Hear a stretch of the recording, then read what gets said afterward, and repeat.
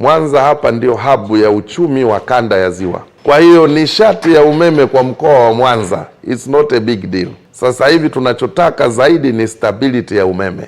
Zaidi sasa tunaelekea kwenye vitongoji na REA contractor tayari ameshafika. Kwa hiyo ninachokusudia kusema hapa ni kwamba serikali ya Rais Dr. Samia Suluhu Hassan katika mkoa wa Mwanza mmefanya kazi kubwa na mnastahili kupongezwa. Nao kama mabinti wawili hapa ambao wana projekti kubwa kabisa za ufugaji wa kuku. Wana kuku zaidi ya 30,000 wote hao.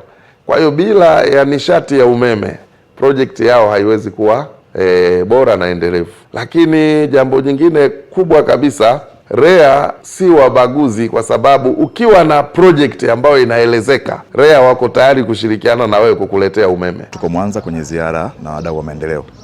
Kwa hiyo lengo ni kuja kuwaonyesha mipango yetu, lakini pia tunaenda kuwaonyesha namna ambayo tunatekeleza. Leo tumeleta hapa kwenye miradi ambayo tuliufadhili kupitia mashirikiano na sisi na wao, na wanaona mradi unafanya kazi. Kwa hiyo wanaona ulichokipitisha na ulichokifinance kinafanya kazi kama ambavyo tumeona hapa. Hapo mwanzo tulikuwa tuna changamoto kubwa sana ya umeme. Shamba hili tulikuwa tunaliendesha kwa hasara kubwa sababu umeme ulikuwa hujatufikia. Hivyo hela nyingi tulikuwa tunapoteza kwenye mafuta, kwenye matengenezo ya majenereta, kwenye sijui oil, vifaa, yani ilikuwepo uendeshaji haukuwepo ule smooth, yani mkamilifu. Unaweza ukatengeneza generator saizi ukataka ulitumie muda unaotaka kulitumia na ni kwa ajili ya uzalishaji, generator likagoma. Kuku wakapata maji kwa muda wa kuchelewa. Hivyo watashusha utagaji, watadonoana, watakufa.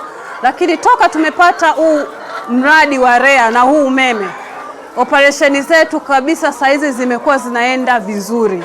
Umeme upo muda wote. Kuku wanakula kwa muda husika, mbolea kwenye mabanda inasukumwa kwa muda husika, maji yanapandishwa kwenye matenki, wanafanyia treatment ya maji kwa muda husika. Hivyo mradi umeweza kutukatia gharama nyingi sana na upotevu mkubwa sana katika uzalishaji. Hapa tulipo ni eneo la mradi ambao unahusika na ukaushaji wa dagaa, lakini kutoa taa kwa ajili ya uvuvi.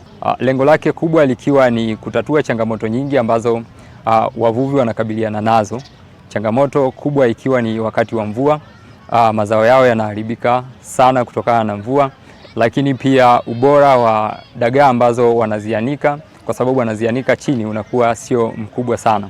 Kwa hiyo mradi huo umekuja ili kutatua changamoto hiyo, kwa maana ya kwamba tuna makaushio ya kisasa ambayo yanatumia umeme jua, ambayo yanakausha dagaa wakati ambao kuna mvua na wakati wa kawaida.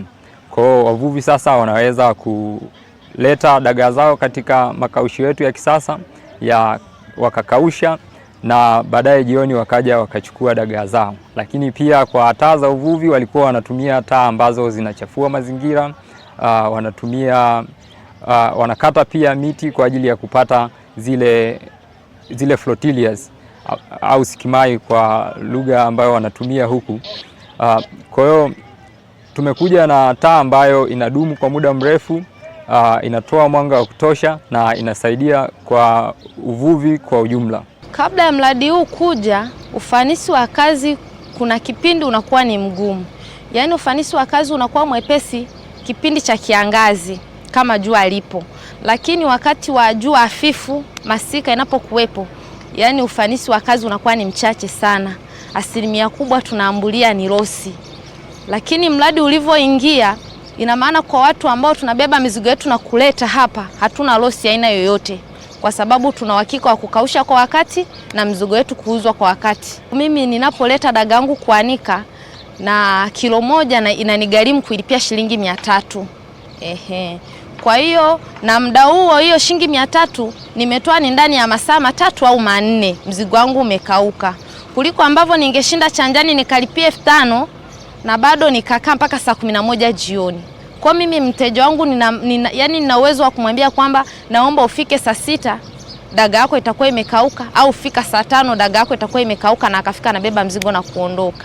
Leo baada ya kutengeneza mradi wa sola, unafuu umepatikana. Kwanza mapato tunayapata, afu isitoshe sina usumbufu wa kusema kwamba taa yangu litazima, nitoke tena pale niliporusha nanga hata kama kutakuwa kuna upepo, kwamba niwahi kwenda kuokota ile taa. Lakini sola kama sola yenyewe ina uwezo wa kuwaka masaa 12. Haiwezi kazima kwamba eti taa imepotea kwa ajili ya kuzima, hapana. Unakweli unafuu tunaupata mkubwa sana.